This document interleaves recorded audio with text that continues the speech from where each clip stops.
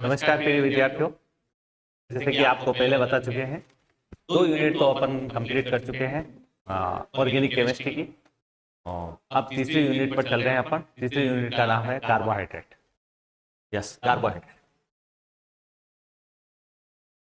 Carbohydrate जैसे आपको नाम से पता है, आपको इसमें दो नाम जुड़े हुए हैं। एक तो है कार्बन यानी कि कार्बो, और दूसरा है हाइड्रेट, दूसरा जुड़ा हुआ है हाइड्रेट। तो कार्बो का मतलब इसमें कार्बोज होती है यानी कि कार्बन भी हो सकता है, और दूसरा इसमें हाइड्रेट यानी कि H2O का स्ट्रक्चर होता है। यानी कि आप इसको बता सकते हो कि CxH2OY इस प्रकार से इसका स्ट्रक्चर होता है। यानी कि कार्बन और जो हाइड्रेट है जल के साथ मिलकर के बने यौगिकों को क्या कहा जाता है? कार्बोहाइड्रेट कहा जाता है। यानी कि कार्बोहाइड्रेट कौन से यौगिक हुए? कार्बन और जो जल है, हाइड्रेट है, उनसे बने हुए। यानी कि अपन लिख सकते हैं कार्बन व जल से बने यौगिक क्या कहलाएंगे? कार्बोहाइड्रेट कहलाएंगे। कार्बोहाइड्रेट, इससे बने यौगिक क्या कहलाते हैं? कार्बोहाइड्रेट। कार्बोहाइड्रेट बहुत सारे प्रकार के होते हैं। मेनली तो अपन जानते हैं पॉलीसेकेराइड, ओलिगोसेकेराइड और ये मोनोसेकेराइड कहा जाता है। ठीक है। अब इनके क्या होता है कि वर्गीकरण हम पढ़ेंगे भौतिक गुणों के आधार पर। इसके आधार पर, भौतिक गुणों के आधार पर इनका वर्गीकरण पढ़ते हैं। देखिए इनका वर्गीकरण देखते हैं। कार्बोहाइड्रेट का वर्गीकरण, कार्बोहाइड्रेट का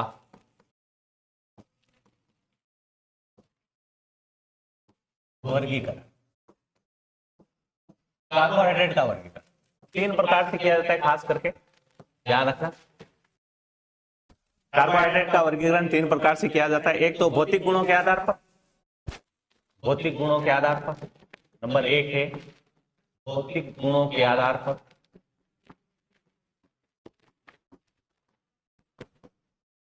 भौतिक गुणों के आधार पर। दूसरा है इनके रासायनिक गुणों के आधार पर। रासायनिक गुणों के आधार पर, ये रासायनिक गुणों के आधार पर करेंगे अपन। और तीसरा जो है इनकी आप इकाई के आधार पर वर्गीकरण करते हैं। तीसरा जो करेंगे अपन, इनकी इकाई के आधार पर वर्गीकरण करेंगे। यानी कि इकाई कौन कौन सी इकाइयां इनमें उपस्थित होते हैं, इकाइयों के आधार पर। इस प्रकार से 3 प्रकार का वर्गीकरण खास करके होता है कार्बोहाइड्रेट। भौतिक गुणों के आधार पर, इनमें भौतिक गुण के आधार पर होंगे। ठीक है। और दूसरा होगा इनके रासायनिक गुणों के आधार पर, रासायनिक गुणों के आधार पर। तीसरा होगा इनके इकाइयों के आधार पर। बस भौतिक गुणों के आधार पर इनकी 2 प्रकार के होते हैं, शर्करा व अशर्करा। भौतिक गुणों के आधार पर 2 प्रकार का होता है, शर्करा और अशर्करा। शर्करा और अशर्करा, इस प्रकार से भौतिक गुणों के आधार पर ये कितने प्रकार के होते हैं? 2 प्रकार के होते हैं, शर्करा और अशर्करा। अब रासायनिक गुणों के आधार पर ये 2 प्रकार के होते हैं, अपचयी और अनअपचयी शर्करा। अपचयी और अनअपचयी शर्करा। अनअपचयी, इस प्रकार से। यानी कि आपके सामने है कार्बोहाइड्रेट का वर्गीकरण भौतिक गुणों के आधार पर, रासायनिक गुणों के आधार पर और इकाइयों के आधार पर। लास्ट में जो है अपने पास इकाइयों के आधार पर, वो आप जानते ही हो, ये 3 प्रकार का है। एक तो मोनोसेकेराइड, इनमें इकाइयां कौन कौन सी होती है? मोनोसेकेराइड, ओलिगोसेकेराइड, ओलिगोसेकेराइड, ओलिगोसेकेराइड, और एक और होती है पॉलीसेकेराइड। एक कौन सी होती है? पॉलीसेकेराइड। लास्ट वाली इकाई होती है पॉलीसेकेराइड। ये 3 प्रकार के होते हैं। कितने प्रकार के होंगे? 3 प्रकार के होंगे। ये आपके सामने वर्गीकरण है, खास करके ध्यान रखना। कार्बोहाइड्रेट का वर्गीकरण 3 प्रकार से किया जाए, भौतिक गुणों के आधार पर, रासायनिक गुणों के आधार पर और उनके इकाइयों के आधार पर। तो भौतिक गुणों के आधार पर वर्गीकरण जो होगा वो शर्करा और अशर्करा के रूप में होगा, और रासायनिक गुणों के आधार पर जो वर्गीकरण होगा वो कौन सा होगा? इनका अपचयी और अनअपचयी शर्करा के रूप में होगा। और इकाइयों के आधार पर इनका मोनोसेकेराइड, ओलिगोसेकेराइड और पॉलीसेकेराइड होगा। इसी प्रकार से हम इनको आगे बढ़ते हुए बताते हैं किस प्रकार से है। जो भौतिक गुणों के आधार पर है उसे शर्करा कहा जाता है। क्या कहा जाता है? शर्करा। यानी कि ये जल में विलय होते हैं। एक बात, जल में विलय क्या होते हैं? जल में विलय होते हैं। दूसरा क्या होता है कि जल में विलय होने के कारण स्वाद में क्या होती है? थोड़ी मीठी होती है। क्या होती है? स्वाद में मीठी होती है। ध्यान रखना, स्वाद में मीठी होगी, यानी कि इसका टेस्ट जो होगा वो स्वीट होता है, मीठी होती है स्वाद में। ये होती है शर्करा। जैसे ग्लूकोज, फ्रक्टोज, ये जानते हो आप, ये शर्करा के अंदर आएंगे। ग्लूकोज, फ्रक्टोज, इस प्रकार से ये एग्जांपल इसमें है, ग्लूकोज और फ्रक्टोज इसके अंतर्गत। अशर्करा के अंतर्गत कौन से आएंगे? आप लोगों को पता है अशर्करा के अंतर्गत कौन से आएंगे? अशर्करा के अंतर्गत वो आएंगे जो जल में क्या होंगे? अविलय होंगे। जो जल में अविलय। और ये स्वाद में मीठी नहीं होती है। ध्यान रखना, स्वाद में क्या होती है? मीठी नहीं होती है। स्वाद में मीठी होती है, ये स्वाद में मीठी नहीं होती। स्वाद में मीठी नहीं होती है। ध्यान रखना, स्वाद में मीठी नहीं होती है। इसके एग्जाम्पल कौन कौन से हैं? इसके एग्जाम्पल सिंपल से है आपके, स्टार्च और सेल्यूलोज। कौन से हैं इसके एग्जाम्पल? स्टार्च और सेल्यूलोज। स्टार्च और सेल्यूलोज। इस प्रकार से दो प्रकार की कार्बोहाइड्रेट जो है शर्करा और अशर्करा भौतिक गुणों के आधार पर है। सेल्यूलोज इस प्रकार ये आपके सामने है। शर्करा जल में अविलय है और स्वाद में मीठी होती है, ये ग्लूकोज और फ्रक्टोज हो सकती है। अशर्करा जल में अविलय होती है, स्वाद में मीठी नहीं होती है। ध्यान रखना, इसका टेस्ट मीठा नहीं होता है। और ये क्या होते हैं? अब दूसरा अपन चलते हैं नेक्स्ट, पीछे देखिए। भौतिक गुणों के आधार पर एक पॉइंट हो गया है अपने पास, ठीक है। दूसरा है अपना रासायनिक गुणों के आधार पर, इसे देख लेते हैं अपचयी और अनपचयी शर्करा के रूप में। देखिए रासायनिक गुणों के आधार पर यानी कि क्या होगा, इनका जो केमिकल आप लोगे इसमें काम में लोगे, उसके आधार पर ये टेस्ट देंगे। उनके आधार पर ये दो प्रकार के होते हैं, अपचयी शर्करा, इसे रिड्यूसिंग शुगर बोला जाता है। अपचयी शर्करा यानी कि ये शर्कराएं क्या होती है? ये शर्कराएं क्या होती है? टोलेन अभिकर्मक, बेनेडिक्ट विलियन और फेलिंग विलियन को अपचयित कर देती है। बेनेडिक्ट विलियन इनसे क्रिया करती है। बेनेडिक्ट विलियन वो फेलिन अभिकर्मक को अपचयित कर देती है। वह फेलिंग अभिकर्मक को क्या करेगी? अपचयित कर देगी। वो अपचयित कर देती है।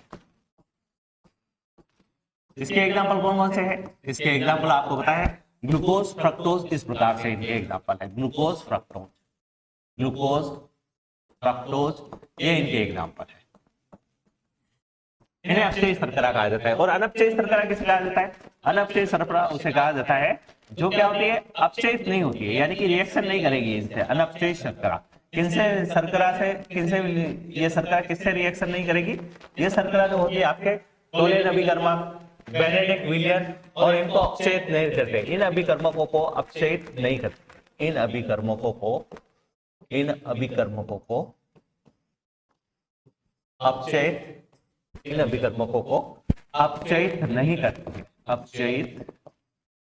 नहीं करती। ये आपने छोटी क्लासों में वैसे पढ़ रखा होगा, लेकिन इसका जनरल इंट्रोडक्शन है आज कार्बोहाइड्रेट के बारे में, जो आपको बता देता हूं। अनपचयी शर्करा को होते हैं नॉन रिड्यूसिंग शुगर कहा जाता है। इसको नॉन रिड्यूसिंग शुगर कहा जाता है। ये क्या करती है? जो बेनेडिक्ट विलियन होते हैं, टोलेन अभिकर्मक होते हैं, इनको अपचयित नहीं कर सकती, इनके साथ रिएक्शन नहीं करती है। इसका एग्जाम्पल जो है वो है सुक्रोज। इसका एग्जाम्पल क्या है? सुक्रोज। आज तक इसका एग्जाम्पल क्या लिया जाता है? सुक्रोज इस प्रकार का एग्जाम्पल है। अब इकाइयों के आधार पर, अब तीसरा पॉइंट जो लेते हैं अपन, इकाइयों के आधार पर देख लेते हैं। पीछे अपन यहाँ पर ये देखिए, कार्बोहाइड्रेट का वर्गीकरण इस प्रकार से था। कार्बोहाइड्रेट का वर्गीकरण रासायनिक गुणों के आधार पर हो गया। अब इकाइयों के आधार पर, ये रासायनिक गुणों के आधार पर इस प्रकार से था। अपचयी शर्करा, अनपचयी शर्करा, ये टॉपिक हो गया। अब तीसरा पॉइंट है अपने पास इकाइयों के आधार पर। अब इकाइयों के आधार पर अपन इसका देख लेते हैं किस प्रकार से है ये इकाइयों के आधार पर। आपको इकाइयों के आधार पर बता देता हूं। इकाइयों के आधार अब इकाइयों के आधार पर कौन कौन सा होता है? तीन प्रकार से होते हैं ये भी। मोनोसेकेराइड इकाइयां, जिनमें एक ही सेकेराइड इकाइयां होगी, मोनोसेकेराइड। उसके बाद होगी ओलिगोसेकेराइड, जिसमें 2 से लगा करके 10 तक के अणु लिए जाते हैं, 2 से लगा करके 10 तक, ओलिगोसैकेराइड, ओलिगोसैकेराइड। और तीसरा जो है वो है पॉलीसैकेराइड। तीसरा कौन सा है? वो है पॉलीसैकेराइड, पॉलीसैकेराइड, पॉलीसैकेराइड, इसे पॉलीसैकेराइड का। मोनोसैकेराइड में कौन होगा? जिनमें क्या होती है? ग्लूकोज, फ्रक्टोज, इस प्रकार की इकाई आती है मोनोसैकेराइड में, यानी कि जिनका जल अपघटन होकर के एक इकाई देती है। इन कार्बोहाइड्रेट का जल अपघटन नहीं होता, ये अब कार्बोहाइड्रेट जो होंगे वो जल अपघटित नहीं होंगे। जैसे देखिए अपने पास क्या होता है, इनके एग्जांपल C6H12O6, जल अपघटन कितना होगा? ओलिगोसैकेराइड का, ठीक है। C6H12O6 क्या हो सकता है? ग्लूकोज हो सकता है और फ्रक्टोज हो सकता है। क्या हो सकता है? ग्लूकोज हो सकता है, फ्रक्टोज हो सकता है। ये मोनोसैकेराइड इकाइयों के अंतर्गत आते हैं। ओलिगोसैकेराइड में 2 से लगा करके 10 तक की इकाइयां होती है, इनमें ध्यान रखना। जैसे इसमें आ गया अपने पास सुक्रोज, माल्टोज, इस प्रकार से। अब इनका अपन जल अपघटन करते हैं तो क्या बनता है? सुक्रोज का जल अपघटन बनता है और माल्टोज का जल अपघटन बनता है। तो माल्टोज के जल अपघटन से क्या करते हैं? 2 ग्लूकोज की इकाइयां प्राप्त होती है। क्या प्राप्त होती है? 2 ग्लूकोज की इकाइयां प्राप्त होती है माल्टोज से। 2 ग्लूकोज के अणु प्राप्त हो, 2 ग्लूकोज के अणु, इसका जल अपघटन करने पर, जल अपघटन करने। और सुक्रोज, इसका जल अपघटन करने पर क्या प्राप्त होगा? एक तो ग्लूकोज प्राप्त होगा, दूसरा फ्रक्टोज प्राप्त होता है। एक तो ग्लूकोज प्राप्त होता है, दूसरा फ्रक्टोज प्राप्त होता है। यानी कि आप लिख सकते हो इसका एक तो ग्लूकोज प्राप्त होगा और दूसरा आपके फ्रक्टोज प्राप्त होगा। इस प्रकार से सुक्रोज का जल अपघटन करने पर, इनका सूत्र आप लोग जानते हो, C12H22O11, C12H22O11। इस प्रकार से ये देखिए 2 सैकेराइड इकाइयां इसमें जुड़ी हुई है, यानी कि इसका C6H12 है ग्लूकोज और फ्रक्टोज का, और यहाँ पर C12H22O11 इकाइयां बनी हुई है। इसी प्रकार से हम आगे की ओर बढ़ते हैं और पॉलीसैकेराइड इकाइयां बनाते हैं। इसमें क्या होगा? पॉलीसैकेराइड इकाइयों में क्या होगा? इनका जल अपघटन होगा तो 10 से अधिक इकाइयां बन सकती है। कितनी इकाइयां बन सकती है? जल अपघटन से 10 से अधिक इकाइयां प्राप्त होती है, 10 से अधिक इकाइयां प्राप्त होती है। किसके जल अपघटन से? पॉलीसैकेराइड के जल अपघटन से। पॉलीसैकेराइड सामान्यतः जो होते हैं वो जल में अविलय होते हैं। ध्यान रखना क्या हो गया, ये जल में अविलय होते हैं, जल में अविलय, जल में अविलय। इनके एग्जाम्पल देखिए कौन कौन से हैं। इनके एग्जाम्पल होता है एक तो स्टार्च और एक सेल्यूलोज। और आगे अपन पढ़ेंगे इनके बारे में डिटेल में। स्टार्च, सेल्यूलोज, ग्लाइकोजन इस प्रकार से आते हैं इनमें। और मोनोसैकेराइड इकाइयां कौन सी है? ग्लूकोज, फ्रक्टोज इस प्रकार से है। और ओलिगोसैकेराइड इकाइयां कौन सी है? सुक्रोज है अपने पास और माल्टोज है। क्या है अपने पास? सुक्रोज और माल्टोज। इनका जल अपघटन होकर 2 ग्लूकोज इकाइयां देती है। सुक्रोज के जल अपघटन से ग्लूकोज और फ्रक्टोज प्राप्त होता है। इसी प्रकार से पॉलीसैकेराइड इकाइयां देखिए 10 से अधिक इकाइयां हैं इनमें और ये जल में अविलय होती है। और स्टार्च और सेल्यूलोज के एग्जाम्पल है। ये क्या है? आपकी छोटी क्लासों में आप लोगों ने पढ़ चुके हैं। ये कार्बोहाइड्रेट के बारे में था। आज हमने कार्बोहाइड्रेट का जनरल इंट्रोडक्शन लिया है। कार्बोहाइड्रेट कितने प्रकार के होते हैं, क्या है कार्बोहाइड्रेट, देखिए इनके बारे में आज हमने आपको बताया है। और नेक्स्ट क्लास में हम कार्बोहाइड्रेट के बारे में एक एक इकाइयों के बारे में पढ़ेंगे, जैसे ग्लूकोज के बारे में। और इनमें इंपॉर्टेंट है ग्लूकोज का फ्रक्टोज में कन्वर्जन और फ्रक्टोज का ग्लूकोज में कन्वर्जन। इस प्रकार से ये टॉपिक इंपॉर्टेंट है, इनके क्वेश्चन पूछे जाते हैं। धन्यवाद।